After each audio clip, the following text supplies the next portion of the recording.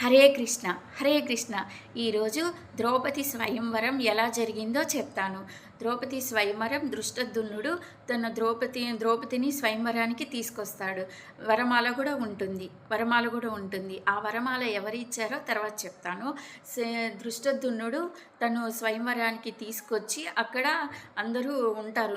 అందరూ అందరూ చుట్టుపక్కల రాజ్యాల వాళ్ళందరూ వచ్చి రాజులందరూ వచ్చి ఆ సభకు హాజరవుతారు. ఆ స్వయంవరానికి వస్తారు.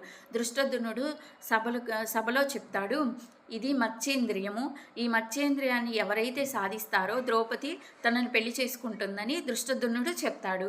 అక్కడ రాజులందరూ చూస్తూ ఉంటారు. ఈ మత్స్యేంద్రియాన్ని సాధించాలంటే ధనుర్విద్య వచ్చినంత మాత్రాన సాధ్యం కాదు, మోక్ష సాధన తెలిసి ఉండాలి. అంతర్కరణ శుద్ధితో మత్స్యేంద్రియాన్ని సాధించగలరు. పంచేంద్రియాలు ఆధీనంలో ఉన్నవాళ్లే ఈ మత్స్యేంద్రియాన్ని సాధించగలరు అని చెప్తాడు దృష్టద్యుమ్నుడు. అక్కడ చుట్టుపక్కల రాజ్యాల వాళ్ళందరూ ఆ స్వయంవరానికి వస్తారు. అందులో స్వయంవరానికి ఎవరెవరు వచ్చారంటే శిశుపాలుడు, జరాసంధుడు, కర్ణుడు, శల్యుడు, వీళ్ళందరూ సభకు వస్తారు. ఆ సభకి ఒక ప్రత్యేకమైన వాళ్ళు కూడా వస్తారు. వాళ్ళే శ్రీకృష్ణ పరమాత్మ, బలరాములు, వాళ్ళిద్దరు కూడా వస్తారు ఆ స్వయంవరానికి. వాళ్ళు చూడడానికి వస్తారు, స్వయంవరంలో పాల్గొనడానికి రారు, స్వయంవరం చూడటానికి వస్తారు. ఆ సభలో అందరూ హాజరవుతారు.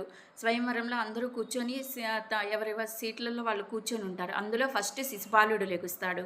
లెగిసి తను మత్స్యేంద్రియం దగ్గరికి వెళ్ళి తన మత్స్యేంద్రియం ఒక ధనుసు పైకి తీసి ఆ మత్స్యేంద్రియం అంటే కింద నీళ్లు ఉంటాయి, పైన చేప ఉంటుంది.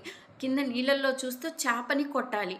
అప్పుడు శిశుపాలుడు ఆ ధనుసుని తీసుకొని ఆ వింటి నారిని పైకి